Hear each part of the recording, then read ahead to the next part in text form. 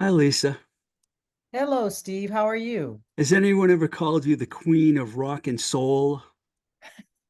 If not, you just did, so that's awesome. You mix rock and soul together. That's what I came up with. Although it's more rock, I think a lot of people get confused because to me it sounds like, it's Detroit. Like when I first heard you guys years ago, I'm like, oh, another band from Detroit.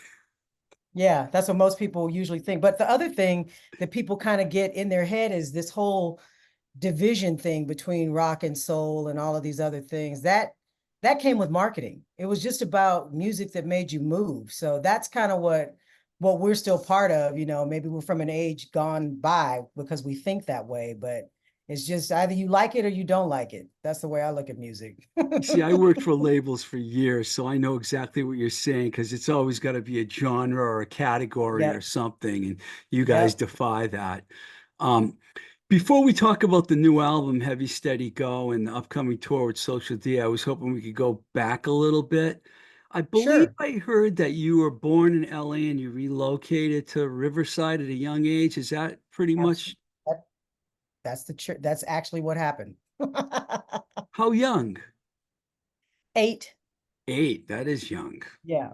So my all my formative years were spent out here in Riverside, mostly Moreno Valley, which wasn't even a city back then. It was called Sunnymead. And that whole area was, if you know anything about Southern California, that was like the where all the big airplane companies for defense were working. And so you had a lot of Air Force bases and all of that. All of that is like the industry that I grew up in as a child. It's weird because I lived in LA for like 15 years, but I never have been to Riverside before. Mm-hmm. And Mm-hmm. it's not that far. No, it's not that far, but now everybody, a lot more people know where Riverside is because it's on the way to Coachella. Oh, yeah. Is it off Route And 10? Coachella, yeah, it's off the 60, but both ways you can get to Coachella. So Interesting. it and the 60 becomes the what is it? The 60 becomes the 10 again if you just stay on the 60. So I guess it is. Yeah, I haven't lived there since 2007, but I mostly lived there in the 80s and the 90s, so it was a Okay. while ago. Yeah. Is Bob from Riverside? He's from Fontana, born and raised in Fontana, That I know. which is I've been to close. Fontana. It's kind of in the middle of nowhere. Well, now it's like a lot of people have built. Yeah, Everything there's is, you know, I don't know if nowhere exists anywhere anymore. I think everywhere is somewhere now. It's yeah. not like, because I know exactly what you mean when you say in the middle of nowhere. It used to be you could look out and just see like where there used to be farms or there used to be something, and then there's literally just nothing. And that doesn't really exist much out here Not LA, anymore. not in LA, you're right. Or Yeah, Phoenix or Austin or exactly. Atlanta. So many places have expanded. Um, Yeah. do you remember when you first started listening to music and what you were listening to, like when you were maybe a teenager or preteen? Well, to be truthful, I don't remember not ever listening to music. Like even as a very small child, I just remember always hearing something, whether it was an AM, FM radio in the car, or I just always remember hearing music around, or my mom singing, or something. I just remember there was always music around. So that's that. But I remember when I realized, hey, maybe I could make my own music, or maybe I could sing, or maybe I could do something else. I remember I was about 5 or 6 years old, and I heard Oscar Brown Jr. doing "Signifying Monkey," and I remember just saying, I want to learn how to sing that song, and I did. I learned how to sing that song. Wow, I don't know that song. I have to look that one up. Kind of Oscar, jazz blues kind of stuff, but wow. it's when you hear it, you'll be like, oh, that's kind of cool. It's like pre-rap. It was like a pre-rap kind of song before people called rap. And I think he did it circa 1964 or five, somewhere around there. Wow. And where did that lead you in what direction in terms of what you liked musically? Um, I'd always been really open-minded about music, but I remember as uh when I was learning to sing and how to do stuff, I was driven more towards the jazz element Hmm. of trying to sing and trying and listening to music. But at the same time, I encountered things like my aunt said, "But have you ever heard of Etta James?" This is before everybody started, talking about Etta James again. This is like the early to mid 80s. And I remember hearing that and just saying, wow, this is something else. And that made me start thinking of other options that were out there. Did you get into rock at all when you were younger?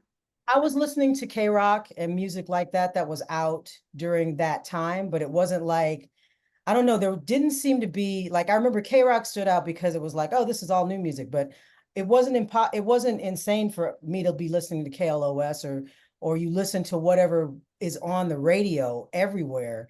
But I never thought of it as a division. Like I never thought of it as, oh, now you got to listen to rock music. Now you got to listen to this music. Now you got to, I just never really thought about it like that until people started interviewing me and asking me about music like that.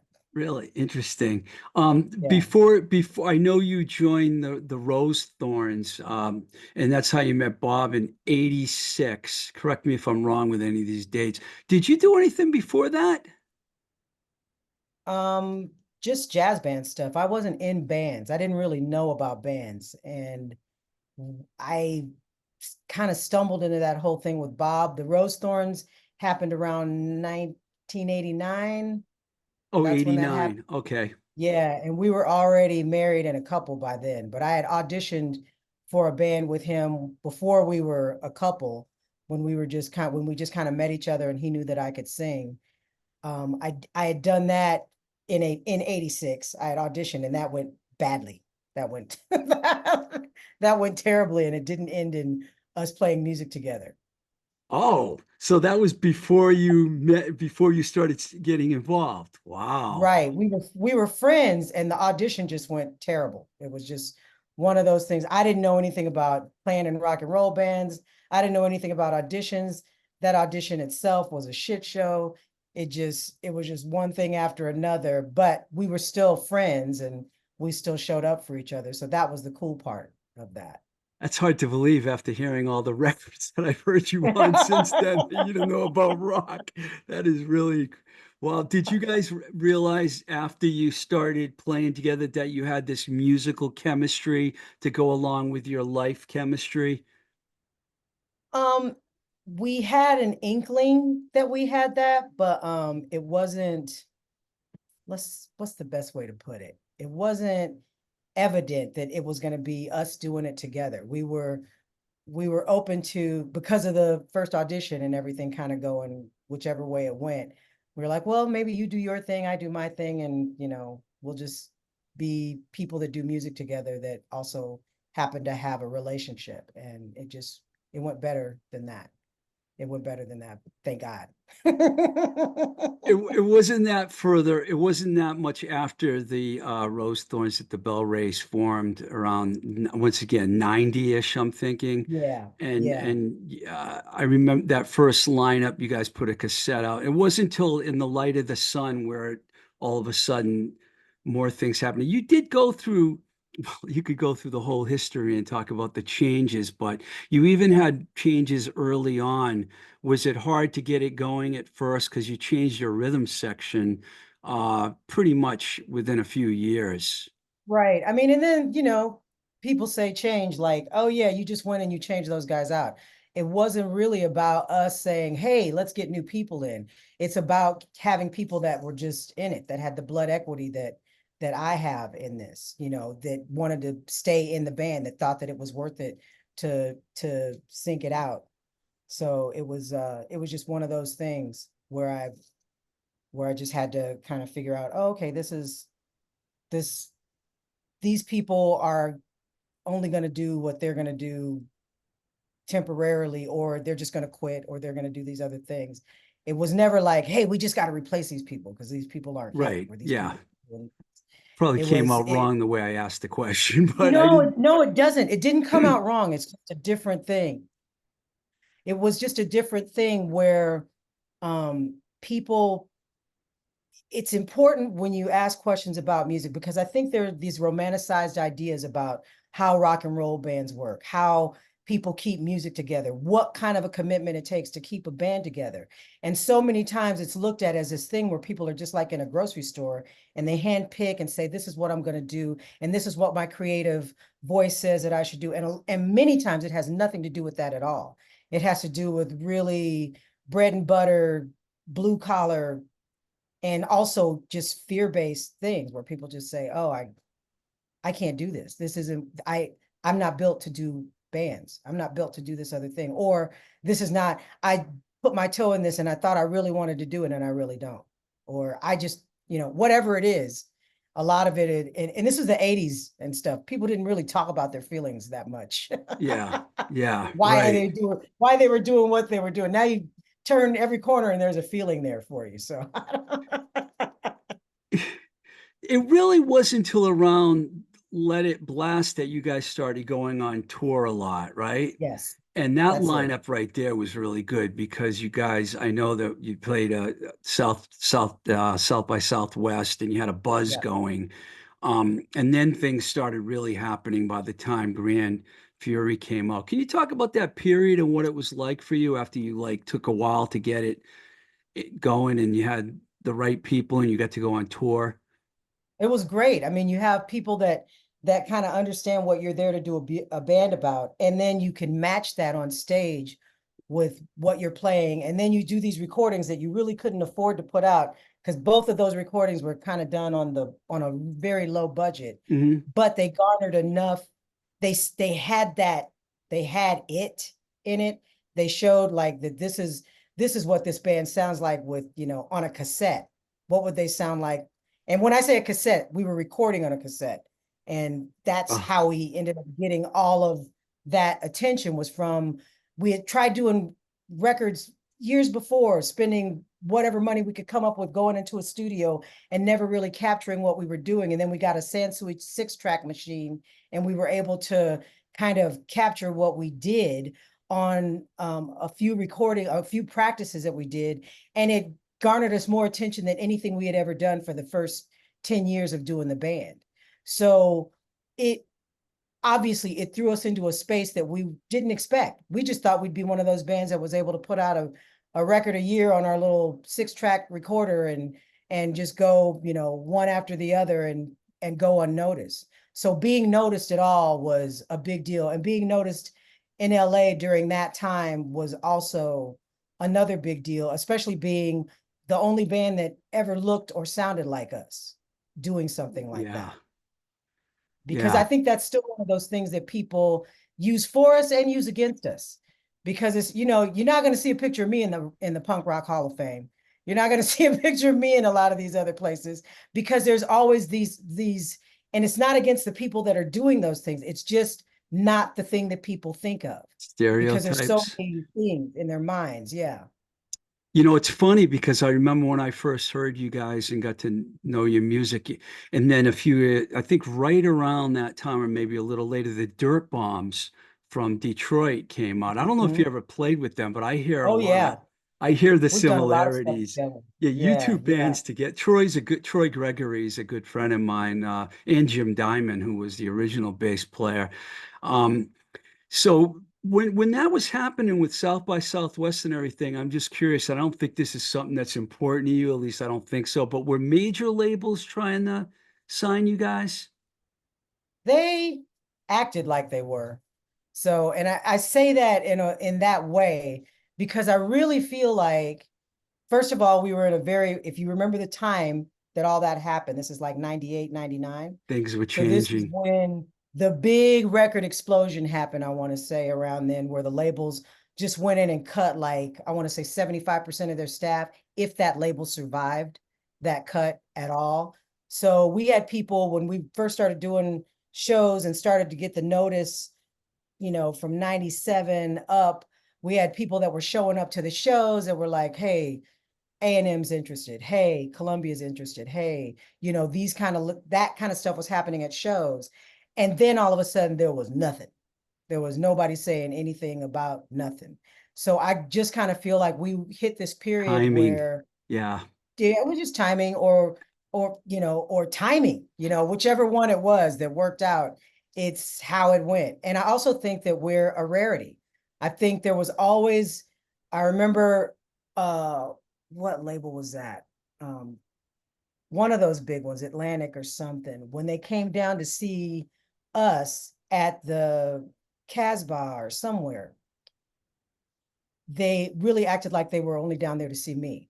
Like they were there to snatch me out of the band and have me Oh, do own thing. It wasn't about really understanding what it was that we were or respecting that, you know. And that's kind of what's been my encounter with the majors. well, just the when people notice you, and everybody's saying this is what's happening because people are noticing you and all of this. And it wasn't happening like it was happening for the White Stripes when it happened for them. People weren't noticing us like that. It wasn't serious. There weren't serious offers that were coming across the table for us during that time. I know, I remember you toured with Nashville Pussy, Oh Rocket from yeah, the they're the Crypt. ones who took us out. They're the ones to me, we owe so much to them just saying, "Hey, let's take this band out." That's how we got started touring. Without Yeah. them, I don't think we would have gotten started touring. Yeah, and it slipped my mind. I worked at A&M Records and I left in '97, and it wasn't till a couple of years after that that everyone got laid off. So I So totally you forgot. knew John Anderley, right? Oh John Anderley, yeah. he was the guy who was D- showing up at every show. Every show he was there to see us, It's, and he was just a major supporter. And then I just feel like it was like I think Ludafisk got signed, and he wanted to bring us in next, and there was no next.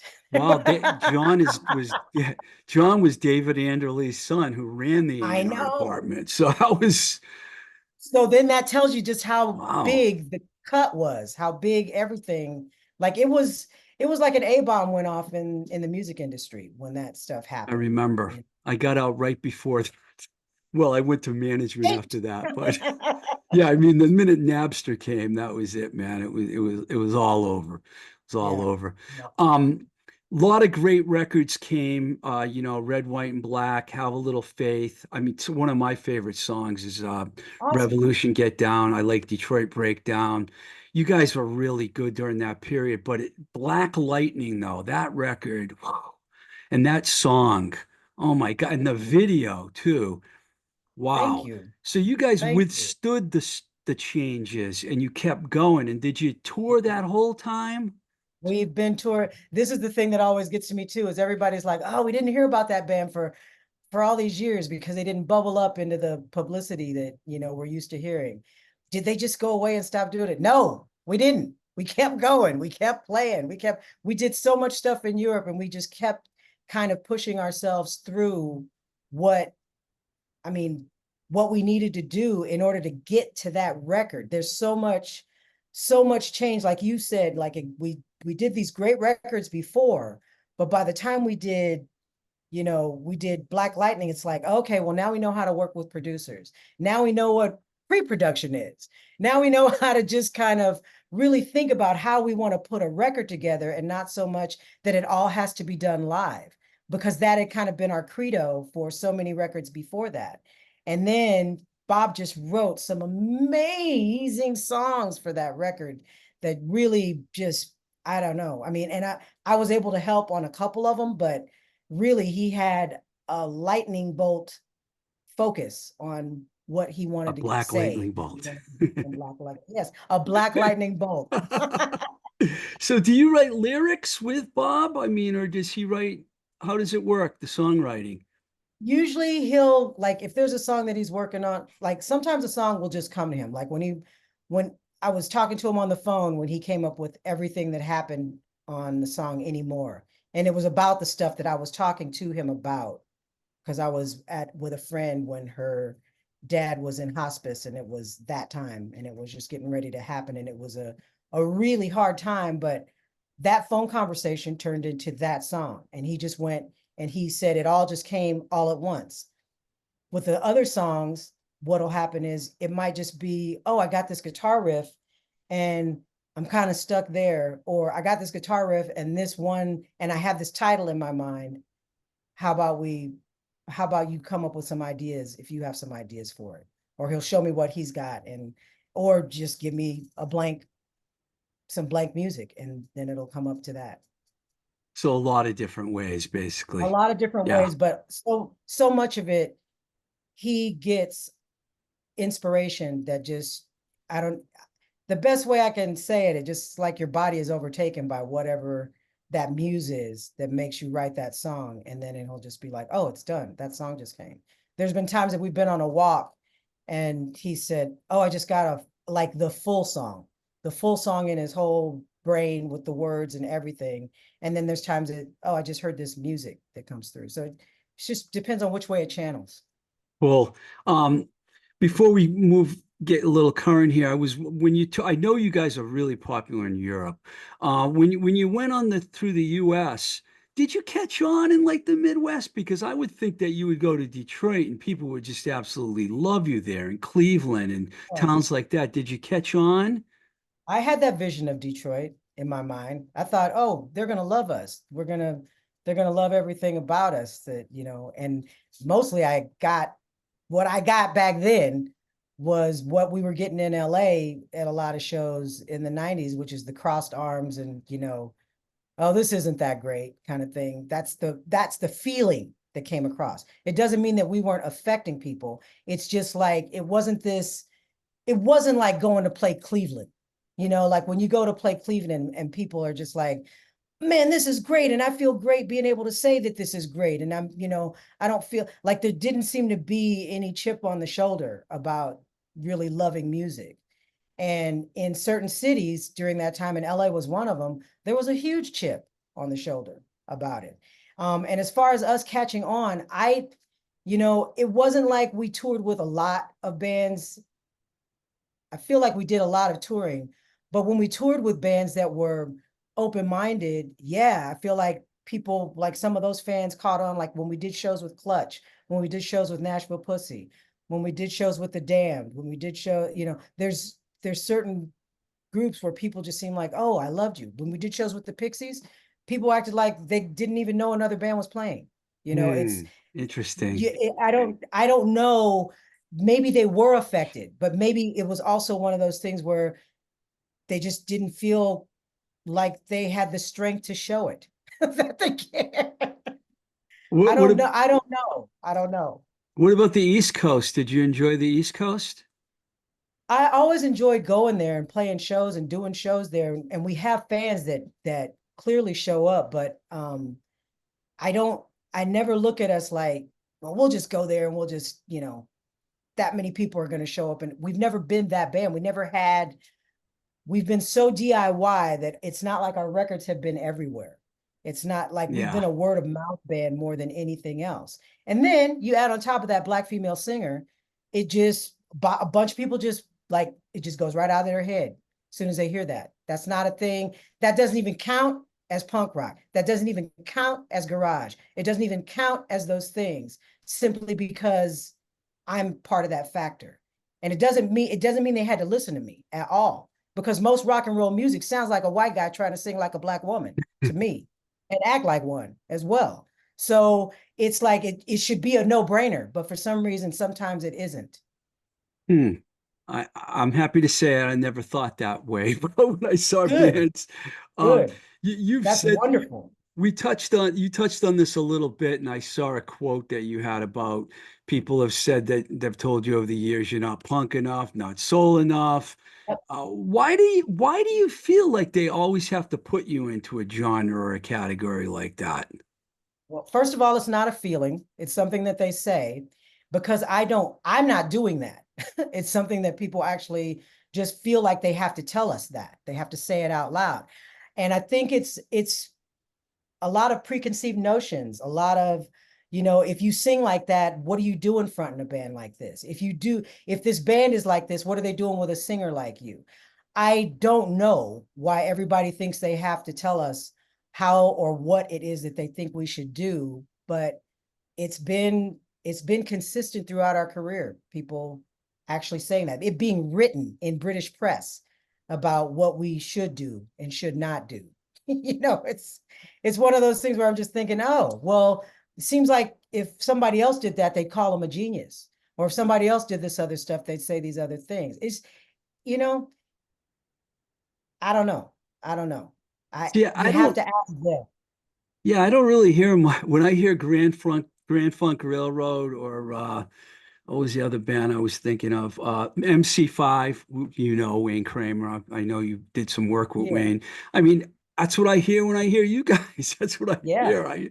I hear that Yeah. Yeah. Midwest, even though you're from Riverside, California, I No, hear but we mid. have that Midwest thing is a palpable thing because Tony, who was a guitar player for that Let It Blast chunk and Grand Fury chunk, and Have a Little Faith chunk, he's from Indiana. He's got that part in him. So that is a valid thing for people to think, but it doesn't stop the fact that the rest of it is not from there, and that it is this thing of people coming together to create this music that isn't a thing that's so easy for people to say, oh, well, it's this, or you can put it in with this other box. And I think that's what people don't like about having to talk about the BellRays. There's this desire to want to box it up and make it like the other thing that it's like. And we've just never been that. We've always just been kind of doing our own thing, which I'm proud to do. You should be That's proud what of that. we're supposed to do as artists.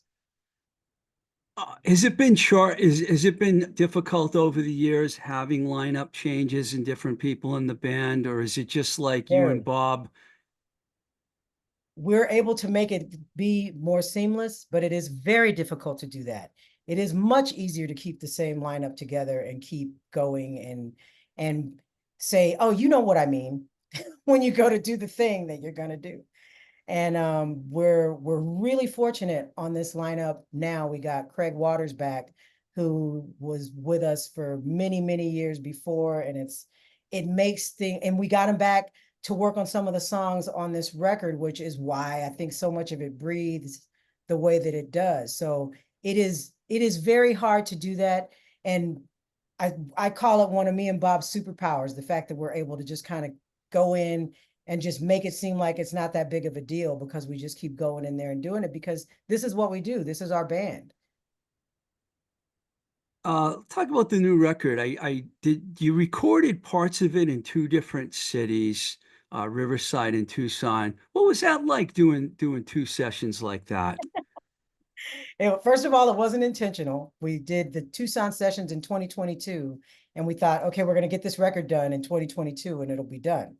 And then we did the sessions, and all the songs were close but not complete. So they weren't done. And then we had touring to do as well. So we didn't get everything done.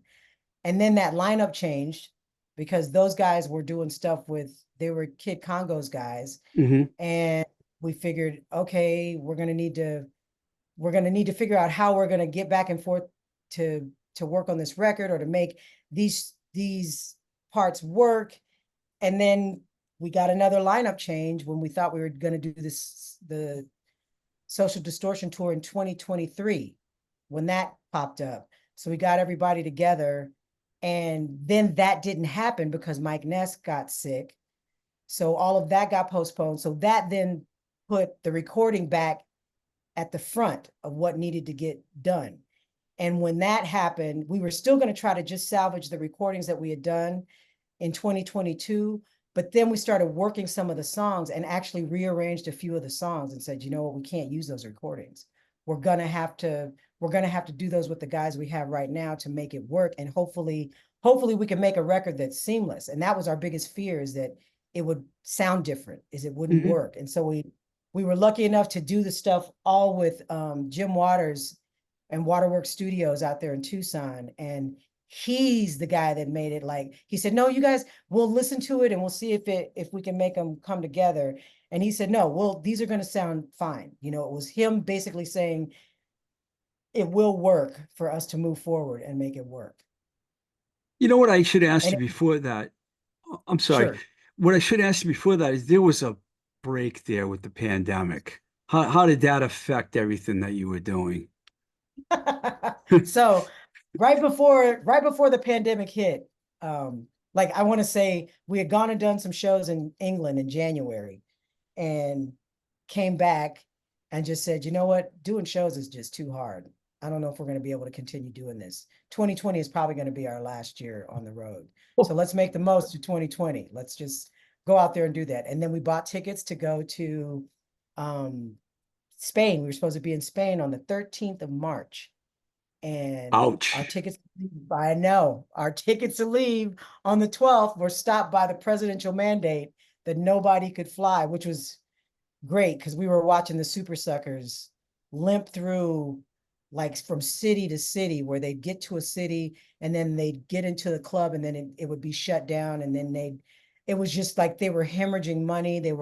And then they got stuck over there. So I'm really glad that that part didn't happen. But I really started thinking, I'm like, oh God, did this all happen because we talked about quitting? Did the world just get ready to shut down because we talked about quitting? So that made us kind of rethink, oh, well, maybe we were just looking at this differently. And it also put us in a mode of what if we never get to play again? So then that made us then look at, well, what can we do right now? And that made us go to like Instagram and Facebook and start doing live shows for people that were, you know, what did they call it? Sheltering in Yeah. place, Yeah. because they were doing it all over the world. So we just said, hey, let's give this music to the people while we can. Who knows what's going to happen, before all this stuff is over. This could be the end of the world. So let's just go ahead and go out playing. And that really helped bring us back to, okay, I think we can still do this. I think we still want to try to do this. Yeah, nobody really knew what the hell was going to happen during that period. It was insane. Mm. Um, the first single off the new album is not exactly a new song from what I understand. I pulled this quote, I guess, I don't know if I got it off your Bandcamp or it said, "This is our longest labor of love creating a song. Earliest drafts of this song are in recording sessions from 2012." So basically, you have a song, Yep, of course I forget to write the name of the song. that's Hard Drive. Hard I Drive, know first what song single. that is. Yeah, Oh Hard yeah, Drive. that's the only song that's taken that long to be born. Hard Drive, aptly named. So that song really came, you started working on it in 2012. We did. We recorded it. We recorded it at a couple sessions in Spain. And it's a driving tune. Like you hear it and you hear the song now and you're like, how could this not have been ready? But we kept trying to get good recordings with the people that we had to do it, and our idea of how the song was supposed to go, and it just didn't click. Like we'd go and do it at a session and it didn't stick, it didn't click, it didn't work. We just kept trying it at session after session and it just didn't work. Even in the Tucson session, we did it, we got a really good version of it and it just wasn't clicking. And then we got that was the one that made us actually say we have to go and re-record this stuff again, because we started reworking that song when that tour got canceled.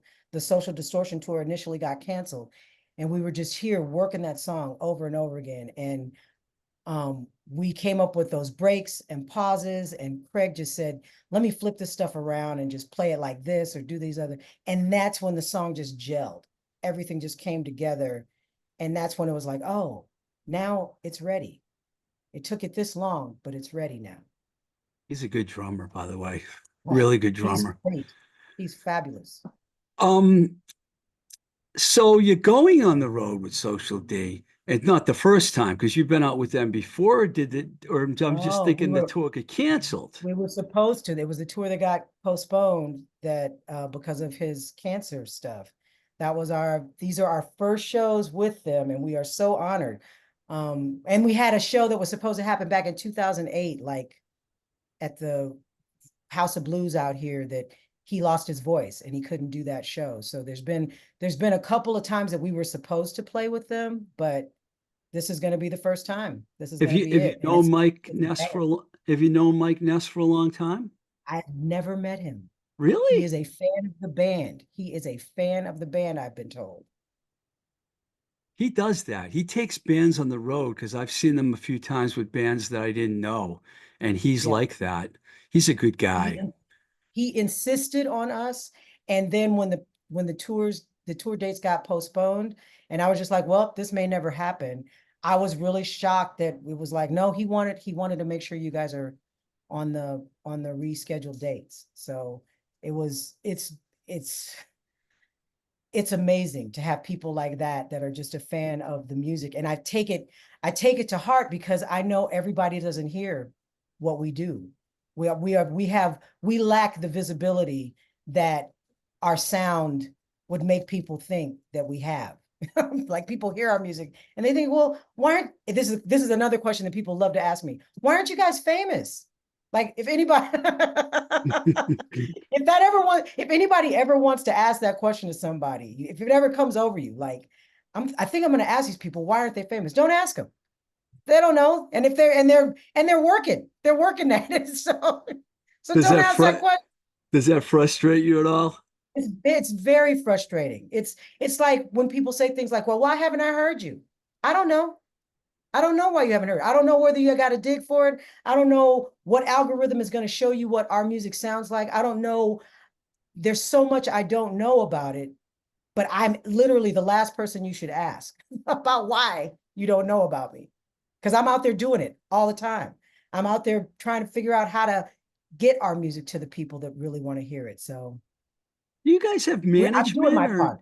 do you have management or anything helping you, or are you guys doing everything yourself? We're pretty DIY. We have management now, but there's been large pockets of our career where it's just been us having to do it. And this is the reality of music that a lot of people don't really understand, that it's a very expensive business. It's one of the reasons that we're still around is because we know when we've got to cut the fat and when we can work with it, when we can afford to have people um, helping us, because there's just times that you that the business doesn't afford itself. And I'm sure you know all about that if you were in the music business and working for labels and you got to about 2006 and everything just shifted and changed from about 2006 to about I was 2011. managing bands during that period, garage bands, in fact, and that the Yeah. kind that were in vans driving around. So Yes. believe me, I That's get the it. only way you could do stuff. Yeah. And that was even hard because I remember a lot of booking agencies went under during that time.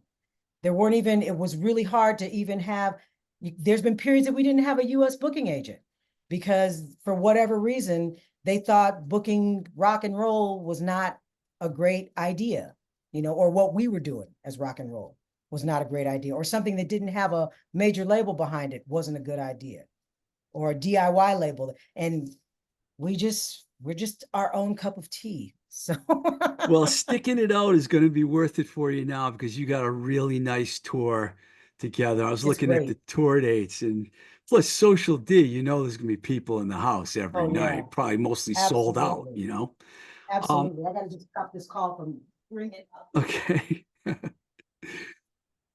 Yeah, sorry about that. That's okay. I was just going to say thank you for taking the time to talk to me anyways, and I appreciate Absolutely. it. And Absolutely. I wish you the best of luck out there. You guys are great. I've known about the band for a long time and I've been a fan for a long time. And when I saw this tour, I totally had forgotten that you didn't go the first time with Social D because I Yeah. remember seeing the tour, but I forgot it got Yeah. canceled. But that's A great that lot you of people, a lot of people forgot that Mike got sick, all of that stuff got and they never said cancel, which was great. They did say postponed the whole time. So, and it's really wonderful, but I'm and still he didn't keeping my fingers forget you. crossed. Yeah, and Yeah, I want to make sure we just start the tour. That's all I'm trying to do is let's just get to starting it so that I can say, okay, we're actually doing it, actually happening. well, I'm excited for you. Thank you. Great, great. Good luck with the new record and the tour. Thank you, Steve. Thank you so much for everything and me messing up the times. Oh, So don't worry. It's cool. It's cool. it's not a typical thing. So I really appreciate you being able to make up the time today. I know it's not easy, but I really appreciate you doing that. Thank you. My pleasure. Awesome. Awesome.